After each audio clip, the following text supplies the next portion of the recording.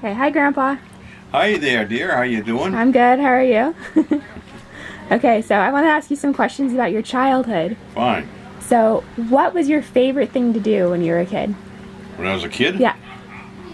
Well, by a kid, what age group were you talking about? Under 10. Under 10. Favorite thing I would do. I had many favorite things that I wanted to do. Like games you liked to play and Well, I like to play Monopoly. Monopoly? Yeah, we played Pachisi. And I used to like to come up here to Millinocket. And also Derby, which is down the road about 30 miles, I guess.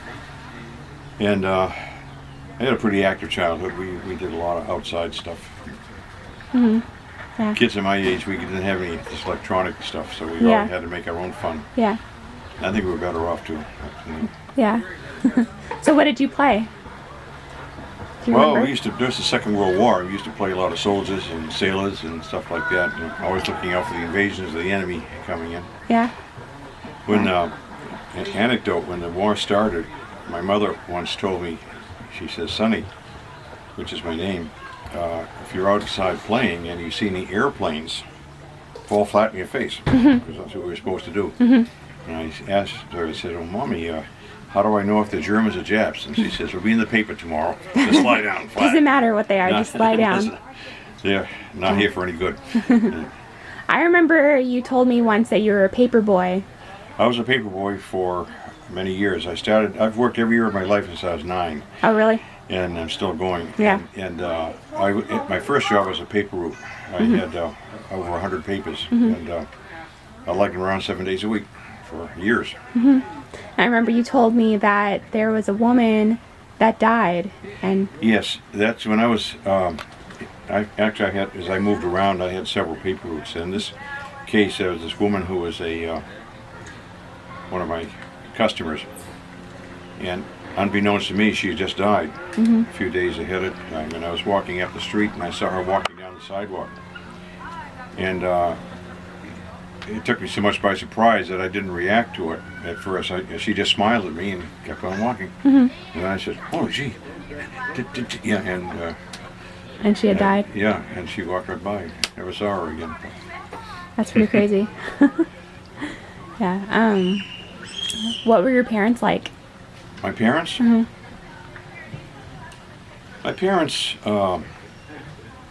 were, I think, essentially good parents. I never had any brothers or sisters because my mother couldn't have any more kids. When back in the 30s, they didn't have the medicine they have now. So I was raised as an only child. And I think my father was very well educated, and he was a very fine man. Anybody could tell you that. You probably heard that many times before. And my mother was a good mother. She didn't work or anything. In those days, people didn't work when they had families. We didn't live as well, but we had a close and much more secure Family childhood, situation. yeah, than I did. My father was a hard-working guy. He was a very, very friendly guy, a good-looking guy, if you've seen his pictures. And my mother, she was also very attractive when we probably saw her pictures. And they got married up here in Bangor, or Brewer, I think it was. Oh, really? Yeah. Yeah. Do you remember your grandparents? Oh, yes.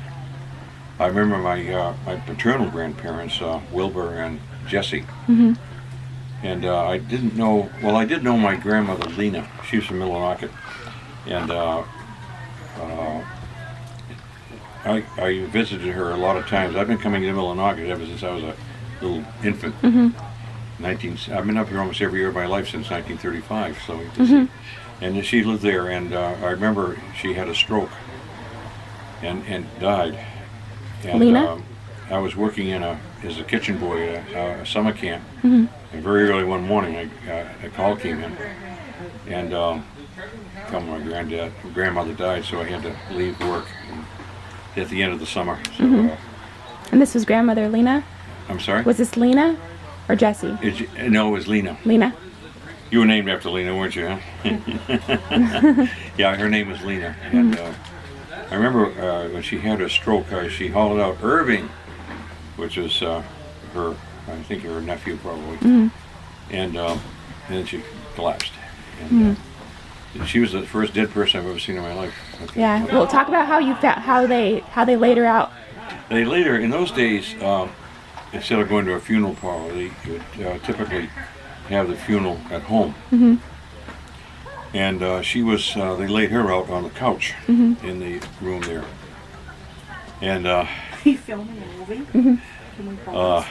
Yes. Cut met me at the door and he led me into the living room there and says, it's the first dead person I've ever seen. Yeah. Yeah, it's my Grammy. So, Yeah.